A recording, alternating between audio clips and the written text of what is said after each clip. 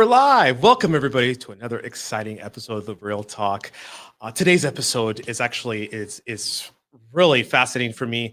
I ran into this dynamic duo, as I call them, on LinkedIn, on the LinkedIn webs, and they're just organic. They have a lot of energy. I saw a video for them. They want to lead with motivate, inspire all media companies, all companies to be media companies. For me, that really resonated. And I'm like, who are they? I want to know who they are. I want to meet them. So I want to bring them on my show. And today I want to introduce Bryan DeLuca and Nicolette Emmino from Insomnicat Media.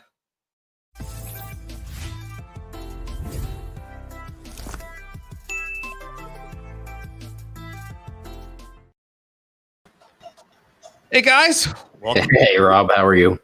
Hello. How you guys doing? Good. How are you today? I am fantastic. I'm so excited. Thank you for coming on the show. I mean, you two, as I said, the dynamic duo, what you guys are doing out there, I was attracted to. I'm like, who are these two? How can I get to know them more? And that's where we're here today to share your guys' great wisdom and what is Insomnicat and everything, and what goes behind this and how it was created. That's a deep question, Rob. That's a deep question right off the bat. As we're all a part of the electronics industry, and both of you, as I said, when I dug in deeper, I saw what all you guys are doing. You guys are all, I was very fascinated. I'm like, we're in the electronics, they're in publishing or marketing or, in journal. They're all in that. They were in the space. And I'm like, wait a minute. We have something in common. This is even better. I'm like, we can have something to talk about. And, through all the areas I've also done my research, all the videos you guys created, all the fun videos you guys have done, and other original, really connecting with the human connection and being your original self. It's been fantastic. But really, I want to get started is really understanding is, who is Insomnicat? Wow. So how do we explain that, right? I mean, our goal, like you said, is teaching all companies to be media companies. We take a very sort of organic approach to what we do in terms of how we interact with companies, and knowledge and education, I think, is the biggest thing. And much more than that. Yes. And so much more than that. Yeah. The whole synopsis. He just puts that synopsis there. So let's take this back and let's start. I mean, as with Bryan, I know you had extensive history in the electronics industry. So, also a Nicolette as well. You both have been, I think you both also worked at the same company before, correct? Yeah. I mean, in the engineering and electronics space, I think I've been in it pretty much my whole career, so for different organizations, different sites, different technologies. I mean, so pretty much, I've been in it pretty much since I've been out of college. Okay, so on that end, it's like, as I said, let's go with Nicolette. Nicolette. So who is Nicolette, and how did you get here? So I had no intention of ever being in the electronics or engineering space ever. I like to tell people I thought I was going to be Barbara Walters, right? And I saw that on your profile, LinkedIn profile. Is fantastic. I'm still stuck on that. One day it'll happen. When I think we should talk about Lenny. I really do. I'd like to talk about Lenny for a second, because it's quite funny, actually.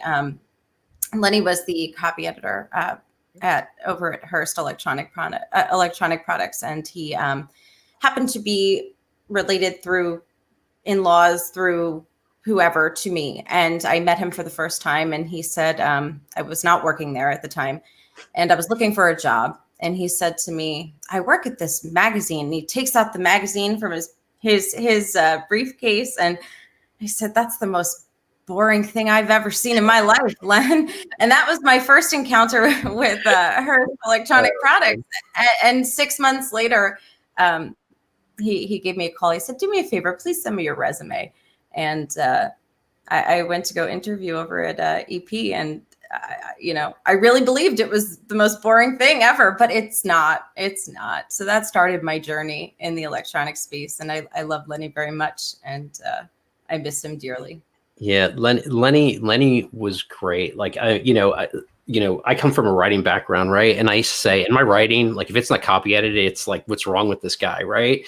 And Lenny, one of the beautiful things is he would make us all sound so smart. Like it was amazing. mean, exudes basically makes you feel, it makes you feel the center of attention, that you're putting in your input on everything value. There's everything matters, and everything has a value to what you say, which is fantastic. That is a charismatic person that you inspired both of you, it looks like. You Right? really did. Well, that's fantastic. That's fantastic. So moving forward, Bryan, on your end, you've had a long history in this industry. I have, yeah. And, tell us a little bit, like a synopsis of where you started and how you got here and where you are today. Yeah. So, I mean, I originally, started out, like I said, my goal, Nicolette wanted to be, Barbara Walters. My whole goal was to be a writer, but I always loved tech as a kid, built a lot of electronics, right? Even growing up, at one point I actually even owned a computer company, and sort of where things started merging to me. And I got into media, but I got into media when, people were really starting to build technology around websites, right? And having that background of writing and coding and programming and building, it all just sort of came together in the right place at the right time. And at one point, I actually owned a computer company, so where we manufactured boutique like gaming PCs, right? Really? This was before Alienware got really big and blew it out of the water and got bought by Dell. And we had this little boutique, computer company, and we didn't know how to market, right? And this is like Go figure. early 2000, right? Quake 3. Yeah. Quake 3. Okay. Cool, yeah. So we had no way to market. We had no money to market our computers, right? Basically, what we did is we built like high-end gaming servers. We ran all these games that everyone was playing online. This was before like Xbox type things, where it was easy to join game servers. And we'd run the instances of these games actually on our computers, right? And people are like, wow, if this can run multiple instances of this game, I should get this machine. And basically our whole marketing budget was this server brought to you by X company. That was literally our whole marketing budget. And we sold, thousands of machines by doing that. So we were just innovative at the time because we had no budget, and we looked at a solution. Where are our users? How do we really connect with them? And that sort of brought it together for me in the marketing aspect from the first step. That's when the light bulb went off. Like, That's when the light bulb went off, right? About creating real solutions that actually work for what you're trying to do. That's great. So let's go to the point. Is like, how did both of you come together and create this great media company, Insomnicat? So we worked at Hearst together, which is where we both know Lenny from. After that, we actually, a lot of people know the history of where EP got sold, and there's been so many different media acquisitions in the space. We actually built a site called Design It. In partnership with, I don't know if you know the guys at Electronic Specifier, Steve Rainier, Tim, those guys, great guys. Awesome. Yeah, the awesome. most people you'll ever meet. I just have to say. Steve, if you're listening, right? So we built this with them, and then basically what happened is, we built these tools, we sold it to them. We were working, doing some other stuff, and then we just sort of realized like so many media companies were doing it wrong, right? And there were so many other ways, just like you are with your show. There's so many different ways to communicate and bring it up to the way it should be now, right? And so many media companies, and this is all of them, right? They're concerned like, I need to sell like so many display ads, and I need to do this, and there's these very traditional things. But is that really the correct thing always for the companies, always for the users? And how do you take that and look at that and really create something that actually has a huge amount of value? And to us, we look at it, the term we use is meaning making. How do we look at everything that's going on, right? Take all the data, because we love data too. We love data and science, and, and take that and actually make real meaning that actually goes and actually creates real solutions for companies as well as the users to create real viable actions. And, I think some of the experience we had in the past, and Nicolette looks like she wants to say something. Yeah. So I just want to back up for a second. So that was, to kind of where Bryan left off before he got really excited about meaning making. People, there was always something that we wanted to do. We knew we wanted to do something. It's something that we had talked about, and to help these companies, right? Mm-hmm. So what we wanted to do, what it's really about is solutions, and what is the solution? So we kind of stray away, and what, meaning making is like this mysterious term, but it's really just about giving people what they actually need, and not a prepackaged, hey, just buy some stuff that we have because this is what we've always done, So what can we do to help you actually solve a problem that you have? Because your problem is unique and every company is unique, Right. And, if you look at it in terms of content marketing, we see a lot of companies spending money on, on content. And a lot of times they'll write these like really crazy white papers and then 4 people watch them, or they'll create these videos and they'll have like 3 views on YouTube. Right. Well, why did you create, like media making is really understanding what's going to work, because everyone is unique in their situation. And taking that data, taking the blend of who they are and what's really happening with their users, right? And understanding that, and and coming back to teaching all companies to be media companies, because once you have a website, it doesn't matter how big your company is or how small, you are a media company, and you're now interacting with those users. Right. And it's not about going through that third party; they're coming to your site. How are you interacting with them? Yeah, I mean, I also was saying that you posted, it says like bringing a perfect blend of creativity and science to a product development on all levels. So that's really what you're putting together and creating in today's world, the media companies. And that's where I wanted to start with. That is really, we're in a current and very 2020 has been a very, very fascinating year, and it accelerated everything. And I think for you guys, you guys have started about a year and 2 years ago, Insomnicat. How long ago was it? Yeah. 2019, January. 2019, so begin 2019. So now you got 2019, you started to get your legs going, and now you got 2020. Everything's an accelerator. Everybody's moving forward, and we were, as an unforeseen circumstances that we're in, unprecedented with all the stuff that's going on in the world. So it's accelerated everything. And what have you seen change in the last 2 years? What it is today, and how it's accelerated? How is Insomnicat helping its customers? As I said, turning all companies into media companies. How do you guys do that? How do you decipher that and take it apart? Did you want to answer, Nicolette? Well, I wanted to start by saying, I think for the most part, companies have realized, okay, content marketing is important. I think that's understood, and that's not a given, because there are other industries where they don't know that yet. They're just kind of getting there. And I think what I'm seeing personally is, okay, we've got content marketing done. We know we have to create content. Now what? Now what am I doing? So that's kind of where I'll kick it to you, Bryan. Yeah, and I think the way we were positioning our company, it fell very much in line with what happened with a lot of companies and where they were going, because we were always looking at, well, what are the things down the road? What really needs to happen for these companies? Like, many companies were focused on getting leads from, say, other sources, right? Versus actually generating the leads themselves through their content marketing, or even selling products, So really, we were at the point where we were already doing that. So before this hit, we were already positioned. Like, I feel like we were very blessed, because even during this pandemic, we actually gained a lot of clients. Yeah.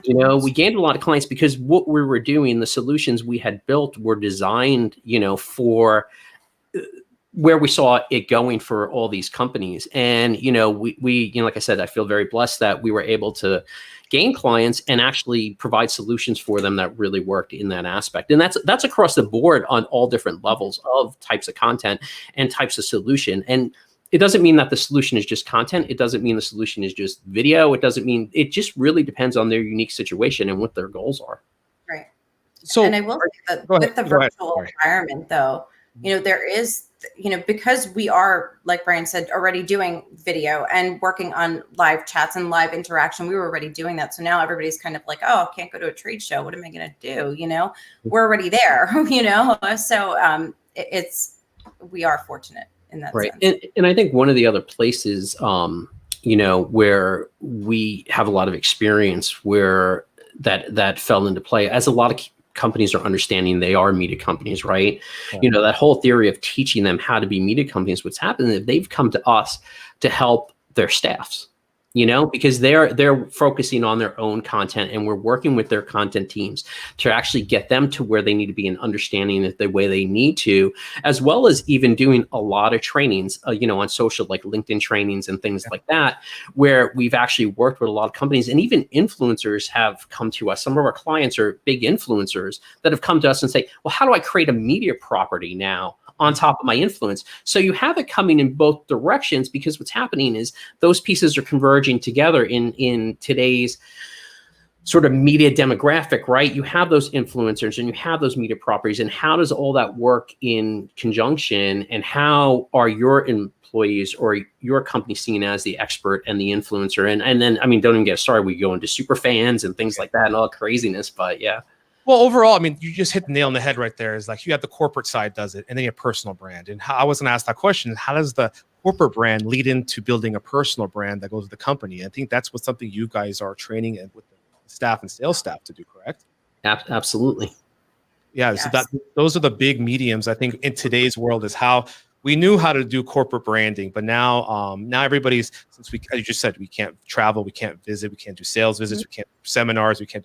So it's now building a personal brand that people can relate to, as I said, with a human connection, that they feel, okay, we can give it the opportunity. And today our DNA is all over the World Wide Web, right? Yeah. And everybody wants to do business with somebody they look at. So someone, if you, as I said, a prospect. So I think that's one thing I really connected with, the content you guys are putting out there with everything, how marketing, how to build a brand, what's the difference, the websites. You guys have hundreds of videos on YouTube. You guys go to Insomnicats YouTube channel. They have hundreds of videos. They're fun, they're interactive, they're long, short. They have every type of version, and really showing people in an original way and having a fun way. It's not, as I said, today, I think more of us want to, it's not all about the style, glamour, and professional videos. It's just about connecting and building that connection and building the influence, as well as in the electronics industry. We can get into that. Is we have all the leaders. The leaders are actually influencers. And I think that the influencer name has been trashed by the social media a little bit, Yes. but these CEOs, executives, thought leaders, they're all influencers in some way. And some of them, some of them are some of the smartest people, right? You've ever come across. Like, there are some of the CEOs or the higher ups, or even just people that actually work at these companies that are just really brilliant, when you start working with them, and they don't necessarily always have to be the CEO. Some of them are, I don't want to say rank and file, because that's really the wrong word, but they don't have this glamorous title, right? But they're really smart. They know what they're doing, and they have a lot of clout, when you talk to them, and there's a lot of knowledge there that they should share. They should share with everyone. Yeah, I agree. I think the electronics industry I really do. I think they are starting to realize that. I can think of some companies that are saying, okay, let's use some of our team and start positioning them as influencers, in the electronic space. Let's get this person in front of a camera. I think it's really important, because as we talk about in our LinkedIn training, personal brand and your company's brand kind of work hand in hand. So you want to elevate one, you have to work on your personal brand, even if it's within the guidelines of your company. Right. Correct. You're correct. We're all learning on that, and you're great. Everybody's learning, but that's another thing you just hit there, is that there's a lot of because the corporate usually send the engineer, because we're in the hardware business. You're in the hardware business selling, but usually they put the engineer and create a video content of an engineer and telling of a product. But sometimes the only engineers are relate to it. The normal person, the buyers they're not really interested in it, so it's like, how do we just make a full color version, not just for the engineers, for everybody else to understand the product, to be engaged, and to have some of those, as I said, executives or people up there, not just even the CEOs, the executives that have that connection, that have the tonality, have fun, they can create image of the company and be that influencer, and create a following. And at the end of the day, we're all tied to this in our tablets and everything. And the B2C market, in my opinion, is bleeding into the B2B market now. And it's becoming influencing the way we make decisions, the way we research, the way we buy things. So that's really what I think that you guys with your platform are teaching these companies to pivot and embrace the change and lean into that. Yeah. And it's interesting too, because so many of them have so many interesting stories, right? That just aren't out there. And whether it's the engineer or the CEO or the marketing people, there's so many people with interesting stories. And and at the end of the day, also the solution to problems that other people have. And I think that's one of the things, and I'm going to let Nicolette talk about, because I think she articulates that more than we do. But when we talk to people a lot, especially, on our show, we really look at doing that. Mm-hmm. Yeah. I mean, our main goal, we totally unrelated, but not really totally unrelated to electronics, but we do, interview all kinds of folks, any good humans, right? And any good humans, we call them good humans. And this can be, we were talking to a 3D printing guru at TE, but all the way down to, someone who's a hiring expert during the pandemic. It just, and everything in between. If you have something valuable to share, and we want to solve a problem, right? That's the ultimate goal. So when Bryan says we're solutions based, it's across the board. It's not just, hey, this is what we say. This is what we try to do across the board, even for ourselves. Correct. I mean, any business now today, we are not just a generic, we have a product. Everybody has a solution or a 360 solution for a challenge that's in front of them. As yourself, you're creating a solution, creating these companies to be more media companies, to embrace the change and to move forward, but also coming back to all the stories. And that's one thing, is every company has a story. As Nicolette has put that there, everybody has a story. You guys all lead with story. All these big corporations, it can be tier 1, tier 2, tier 3, all have a story. And sometimes it's not shared. And that story is empowering as well. It's going to reflect. I mean, it's, as I said, that's maybe 100 people see it, but maybe it's better than 0 people seeing the story. Right. These are things of sharing of the company's structure, how they were founded, the core values. And people nowadays is as we call it, it's like they like the challenges. They empathize with that. They have all this to talk about your challenges, right? I mean, you said, I tell everybody, I challenge anyone to come to me and tell me that they can't find a story in something. Please, I would love to meet someone who can actually prove me wrong, because there is, I mean, when it comes to this industry, a lot of people think, hey, I'm going to put up some product specs and there's my story, and they'll call it a story. People have called that a story. I'm like, what? This is a data sheet. I don't know what this is. This is not a story. What challenges is it solving? What about that bigger picture? How did it, how was it created? There's always, even about the most mundane little component. Yeah. Exactly. I think one of the things that always amazes me, and I know I say this a lot, but it amazes me how much interest people have in this little snippet of time, whether it's someone's life, like we see all these, video clips, like someone's life, how much interest other people have in that. And bringing it back to, companies, those origin stories, it's that same thing. We're attracted to that little bit of time. Maybe that story is only 30 seconds, right? But we're very interested in what that story is, what that origin story is. How did people get here? It was one of the first questions you asked us, right? How did we get where we were? Why do we do the things we do? And people are very curious about that. And why? Because it connects them to it. It doesn't just make it a brand, or it doesn't make it a person. It makes a personal connection, right? And they start connecting with it on a different level. And I mean, in many ways, even the sheer principles of content marketing, are that same thing. How do you connect that story? How do you connect that person at that level versus just going, I'm trying to sell you a product, or here's some data around this part or piece or, company. So on that end, it's like, as I said, because it's personal, no matter what. So you might think, what does a personal brand mean to you, and why? How do you guys define personal brand? You want to go? Oh, I was going to let you go first, because you'll probably articulate it a lot better than I will.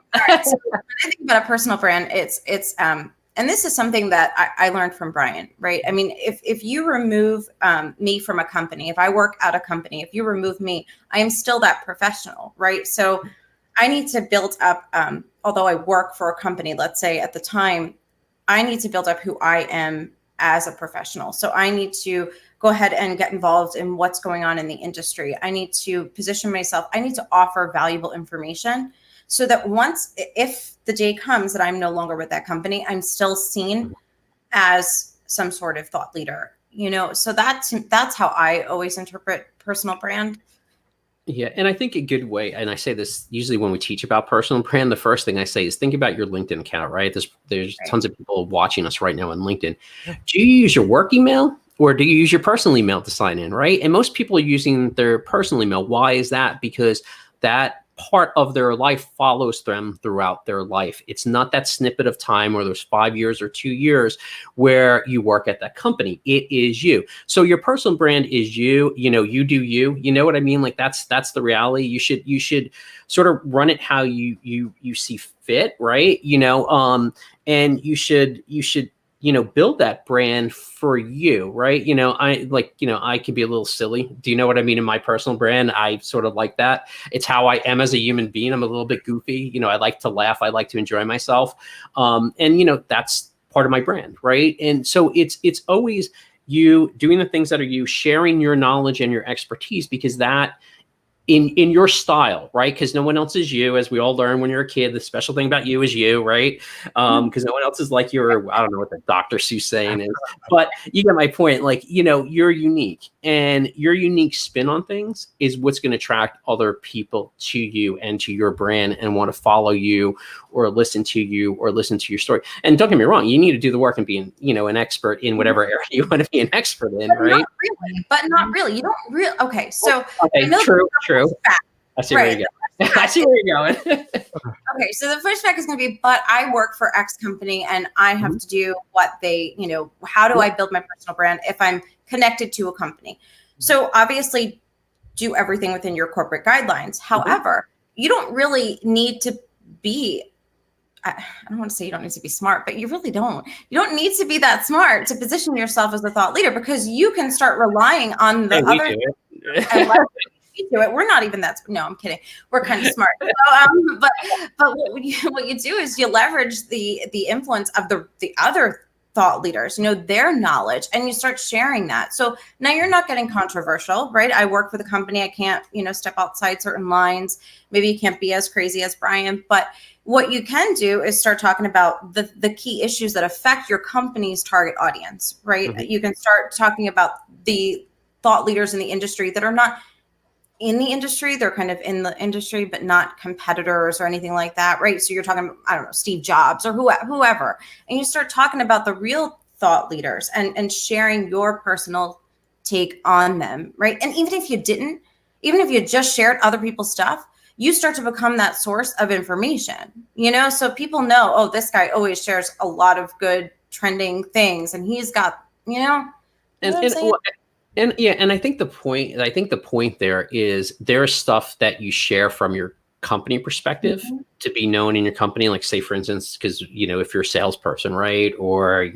So there's certain things you want to share, but then there are certain things that affect the entire industry that you should share, because you're sharing because it's good information for your peers, whether they're competitors or not competitors, to know, right? We all, as we share information, we all lift each other up. We basically share information, and that's good, because it helps the entire industry. It helps the entire electronic space or whatever industry you're in.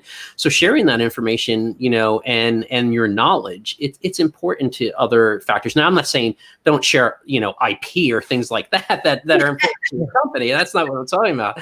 I'm talking about, we're back to Nicolette's point, like general knowledge that, or general industry insight. Like, here's where the market's going in 2030, we're going to have, we're going to have drone-based delivery for everything, so, stuff like that, absolutely share. I mean, I just like you hit it right there. Collaboration, sharing everything, just like we're doing right now. We're sharing information. We're sharing to people out there, whoever's tuning in. Actually, we got a comment here on your scarf here. I'm going to bring this up here. Yeah, look at this. Like your scarf, Nicolette. Someone's because I like your scarf. Here we got a live comment. Okay, I'm going to derail this conversation real quick. I'm going to pull up Bryan. So I told everybody that I know last week, I am now becoming a scarf person, whether you like it or not. And I'm going to start wearing scarves so that people get used to that. So thank you so much, because it's working. You got your branding. Your branding is working. Right. Do what I want, basically. That's it. Yeah. But all this going forward, the branding and things going, but I want to fall into like your LinkedIn. I mean, how does your LinkedIn training and protocol for your clients and things work? What do you do in the steps in the protocol? LinkedIn learning, I would say LinkedIn learning. So there's different, I'm sorry, Bryan. No, go. So there are different ways we can approach this. So this can, we have approached this from, hey, let's train your staff. Or more personal training where, hey, let's look at social as a whole and let's see what you can do to improve and kind of spread, increase brand awareness, your personal brand awareness, your company's brand awareness. How can you leverage these channels? So, like, I'm going to go back to solutions based. It's really about what that specific company or entrepreneur, solopreneur is looking for at that time. And there's, various levels. Right. And based on sort of what they're looking to do after talking with them, are we even the right fit to help them? Number one, do you know what I mean? And based on their goals is really what we look at for training. And a lot of times we'll do big giant group trainings where it's hundreds of people, from a company. But what we always do is we also try to break it down and have sort of individual small sessions. Because even though they're a company and there's certain things from a company perspective that work for the entire company, there are things that they need to do as an individual brand that we want to make sure they understand. They understand how to do it from their individual perspective, not just from, their big corporation perspective or their company perspective. So and we do this virtually. So it can be done. I know we're in virtual times. It can be done virtually. So let's say it's a giant virtual session, but we'll still get on the phone and have those more intimate conversations, because maybe somebody doesn't want to ask a question to the chat, or, maybe somebody doesn't want to raise their hand in a large group. So it gives you an opportunity to talk about the individual's problems. Yeah. So you're curating to their needs. You curate the learning experience, because as I said, LinkedIn is not just it is a social media platform for B2B, B2C businesses and that end, but it's so robust now. There's so many different angles you can get into. And that's one thing. It's not like it takes, you say, one training or two training. It takes multiple trainings. And again, you put in the reps. It's like anything else, you have to put in the reps to learn an expert. And you can't be an expert or do one post or do one video and think you get results. Have you guys gone into that with some of your clients, some people? Because like they don't get again, we get into the affirmation point of it. It's like you put something out, they don't get the response back. How do you guys answer that? Well, I mean, I'm gonna start with, some people think like interacting on LinkedIn is just liking something. Do you know what I mean? Or liking their company's post. Okay, I did my company duty in terms of LinkedIn, right? I think, to your point, Rob, it's so much more than that. There are so many different angles of creating content, interacting, and it doesn't mean that you're, necessarily, and you should post, but it doesn't mean you can't interact and have these, like, I'm going to write this great article just for LinkedIn. You could interact with what other people are even saying and become part of that conversation and put your spin on things. So there are many ways, to interact on LinkedIn, and I think the biggest thing, I think, Nicolette, for people is that hurdle of getting over the fact that they're actually, the fear of interacting, right? The fear of putting themselves out there. Yeah. I mean, and let's just swing it back to the engineering electronics industry. I mean, to even some there's a fear there, there's a fear there. It's intimidating to start that conversation. Right. And so I think one of the things companies really need to do is start to encourage and Bryan used to do this all the time, encourage everybody to kind of get involved with social, whatever platform that is, whatever platform's best for your business. But again, we encourage, in our LinkedIn trainings, we encourage employees to get involved with their personal brand too. That's really important. And even though you're posting and you're feeling like nothing's happening, what do I say about content all the time? One piece of content is not going to change your life. Same applies here. That's not how it goes. Unfortunately, there is no instant gratification. I'm trying, but I haven't gotten there yet. So I'll let you know if I ever get there. Yeah, because as I said, there's a lot of people that are behind the scenes that they don't comment, but they all view their, there's like voyeurs, like they just like to watch. They watch. There's a lot of behind the scenes. There's a lot of behind the scenes. I've seen it because I've just like, I mean, I think Bryan and I have talked that he's famous now. Someone met, he ran into somebody on there. Myself, I travel, especially in Asia. Last few years, I mean, I've been traveling to India, Southeast Asia. I put out content, not on the regular basis like we do now, but before. And people say, I saw your video or I saw this. They came up to me and I'm like, I don't even know you. Am I even friends with you? Just like how do you share? I think, Bryan, why don't you share what happened to you last week? So I was at, for those of you who know me and who don't know me, I'm a Brazilian Jiu-Jitsu black belt. And I was, we were training and I walk in and someone's like, you're that guy that makes the LinkedIn videos. So I'm like, yeah, I'm like, am I connected to this person? You know, someone I don't recall ever meeting. And then, you know, my buddy, Greg Melita, who I hope he's on here, is a great guy, but he's like, yeah, he's famous. He's famous on LinkedIn, you know? So it was pretty funny because, you know, some people just, you know, your content gets out there and people start seeing it and people start interacting with it and knowing who you are. And that's really, you know, building that personal brand, right? Yeah, I mean, that's, as I said, it all goes back and forth. We can build this, and these are great examples of building, and also as consistency, putting in the reps. Don't expect you're getting it. As I said, I've got to myself, what type of ROI are you getting from doing? I'm like, I'm not even worrying. That's not even on my mind. I'm just building consistency and building value. That I'm showing up.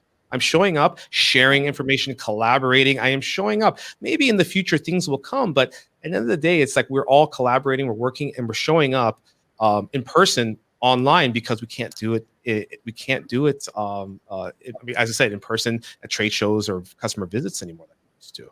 Yeah. Yeah. So one thing I want to go back to is, like you brought up, because you're a black belt jiu-jitsu, is what is this fighter philosophy clothing brand that you do? So that's a fun one. That's a fun one. I wear my hat that way, but that's a fun one. You know, it was interesting. So way back when, you know, a lot of media companies that, you know, they have all these products, right? But a lot of media companies don't sell anything, do they? Right? They only sell their services or their products. And the sheer concept of content marketing is to sell products through content, correct?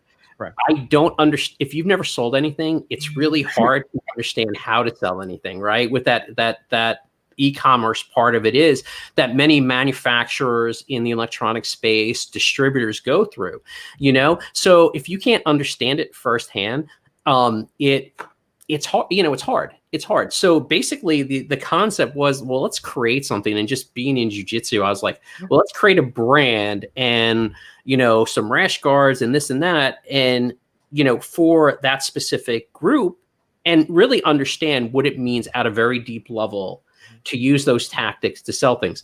And then Nicolette's like, well, let's create, you know, other things like, you know, the shirt, let's create like a clothing line. And we sort of really evolved it over time to just various things. And even that has like this inspirational aspect to it. You know, it's really about inspiring people.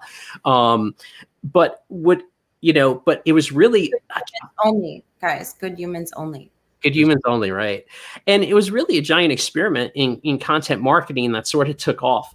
So that's really what it was. And then, you know, we catered to one community and expanded into other communities. And basically, it was a giant experiment in content marketing. I don't know how else to explain it, Nicolette.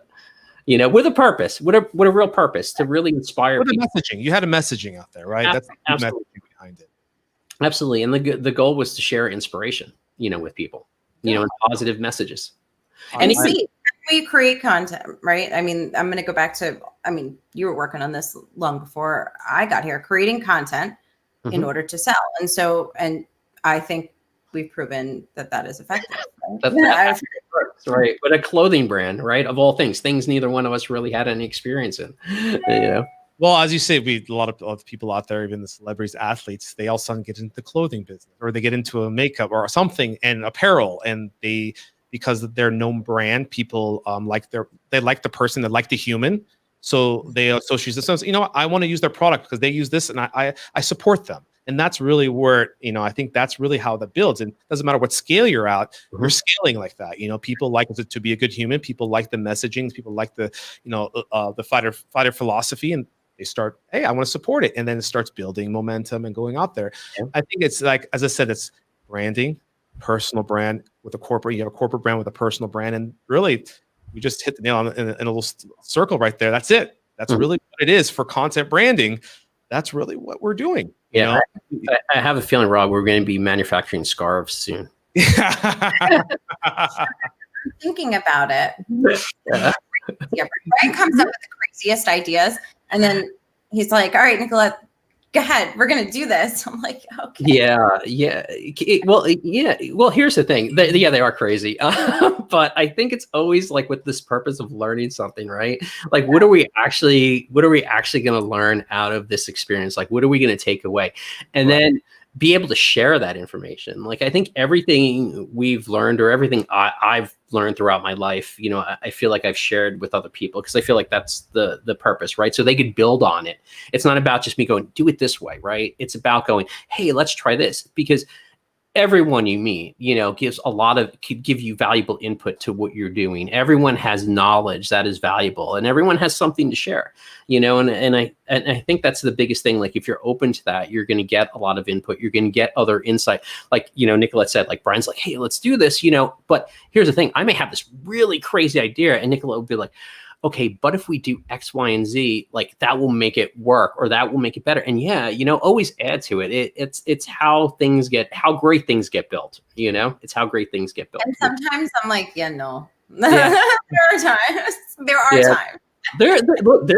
We've built entire sites and have scrapped them. And scrapped them. Thousands of registrants. We've been like, yeah, we're done with this. It doesn't make sense sometimes for, you know, our mission or the users or whatever the case is. Even though, you know, we're able to get registrants, it doesn't mean that it necessarily, you know, is something to continue with. And I think that's a lot of companies are afraid of things like that. And I think that's why we see a lot of, in my opinion, a lot of just broken products in every industry. A lot of broken products out there. They build something, they put so much investment into it that they just keep driving forward instead of creating something that works from the beginning and understanding it at a deep enough level to understand all the components that will actually make it work. Well, that takes me back to at that site and saying, hey, that was a giant failure. It was a waste of time. You know, that's not it. We learned, okay, we got some registrants out of it. We know how to get those now if we ever need to. And that, you know, you learn, you move on, cut your losses, get out of there. Yeah, I agree. I mean, that takes me to the products of what is all the different services. I want to make sure we miss this. Is what does Insomnicat do? What type of services do you do? Not just content making. What are all the criteria that you hit for companies? Yeah. So we laugh about it, but we always say we have 6 facets, right? And I'm probably going to miss one here. So Nicolette, please. But we do a lot of consulting, right? We work with a lot of companies in terms of teaching them how to be media companies. Believe it or not, we do a lot of back-end media, where media companies actually hire us to build backends for them or solve problems, whether they have a problem with the current product, or they need something changed, or they need it evolved. We have a lot of media companies actually coming to us for solutions. We also own and build a whole bunch of sites, you know, that out there that are, you know, to us needed in the industry. You know, one of them is, you know, partprocure.com, which is in the procurement space. You know, another one that we're deeply involved with is edesignit.com, you know, that really serve a function for the electronic space. We do a ton of content marketing, Nicolette, right? With a lot of great companies out there. I mean, we love working with the companies we work with, you know, we really do. You know, we also actually work with a lot of influencers and do a lot of influencer marketing pieces out there, as well as actually a lot of technical services like, you know, building of sites, database services, and even the same, you know, and it's interesting too, like we have one project we're working on now where it's not the biggest site in the world, but someone came to us and said, hey, this other media companies wouldn't help this guy. And we were like, you know what, we'll talk to him. And we talked to him and we really liked them. You know, we really liked him. And we said, you know what, you know, and it's not the biggest project in the world, but we really like this guy. And we said, you know, we could really actually change it for him and actually solve his problem. So, you know, let's do that. So we work with really, really big companies like Fortune 125 and above, but we'll also work with small companies if we have the right solution and it's a right fit. And I know that Nicolette's probably going to say one of our company mottos here, like who we do or don't like to work with. Yes, I don't know, profanities are allowed, but you know, we're all about the good humans. We'll just we're all about good humans. I mean, I love that. You know, the thing is, just like you said, it doesn't matter how big they are, small they are, but there's a purpose. And you're just like that. People do business with people they like. Just like someone came to you, like the person, and you want to give them opportunity. You know, I'll help you out. You know, and these are types of things that happens. And I love that messaging. I love that how you guys spread that, and that basically the mission of the company. And there have been clients that we don't want to work with, even though they would, you know, even though it's money, you know, and maybe good money, we don't want to work with them. And that's okay. You know, that's okay. And that's for every company to decide, you know. And I just want to add, Bryan, you were talking about content. And, there's also, we talked about virtual, now we're in this virtual world. So we are also involved in a lot of what we're calling live chats, right? So yeah, it's your webinar, but let's actually make it more interactive. Let's actually get some more engagement from the audience. There's one I can think of off the top of my head that I thought was going to be so dull, and it was a lot of fun. We had a lot of fun, and it was about a topic that I was like, oh gosh, how are we going to get engagement? It was a lot of fun, so we can turn, again, anything into a story. And another thing that we've been working on a lot are interactive pieces. So, whether that be interactive infographics or, quizzes. So in the electronics industry. So, just because this is the industry, you don't have to just create content, right? Let's make it interactive. Right. So we do some stuff like that too. And I think a good point there that Nicolette's pointing out with some of the interactive content, it's, we talk about storytelling a lot, but how do you really tell a story, not just through one piece of content, but through your entire site, across your entire brand? And some of these interactive pieces that we build for some companies actually do that. They tell the story of the company or the brand or part of their story. Maybe it just depends on what it is, right? But in a very interactive way, because, we're here on video, right? The world has become a very visual place. So how do you go and tell those stories across many different, medias, not just like, I'm going to write a story and this is going to be the story of my company and this is going to be, but how do you tell it across your entire website? How do you tell it across video? So we, and I think the biggest thing with us though, we like projects we have fun on, like to Nicolette's point, we have sometimes live chat and she's like, wow, how are we going to make this interesting? But we get excited about it because and what always amazes me, I love how amazing human beings are just in general, or most human beings, let's say, right? And you start talking to them and you start getting to who they are and who their story is and their interests, and you get them to light up about their passions.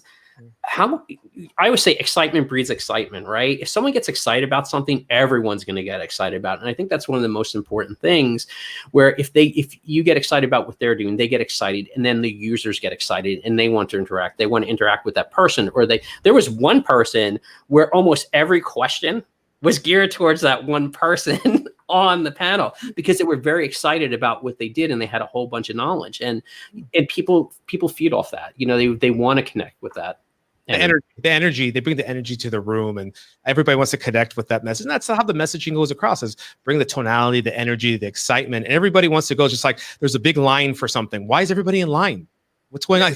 And they jump in line just to get in line. They don't want to see what's going on. That must be exciting, right? They just want to follow it, So these are things, the little ways of the cues to see what we can do is create excitement. And you will create a audience, but it's like, if it's, and the audience will come and watch. Sometimes it's not for everybody, but it is you'll get more than you'll lose. You'll get more audience than you'll lose some, in my opinion. So it's, as I said, it's not everybody's going to like myself, doesn't like the way I talk. At the end of the day, it's not everybody's going to like you. But you will, you will relate to us a lot for everybody, Rob. We are not for everyone. Here's the thing, but they'll find that interest in that little sliver of your life for 30 seconds if you make it interesting enough and you tell the story, right? And that's whether they like you or don't like you. Doesn't, in some ways it doesn't matter because they've interacted with you, right? So that you've touched them in some way, hopefully.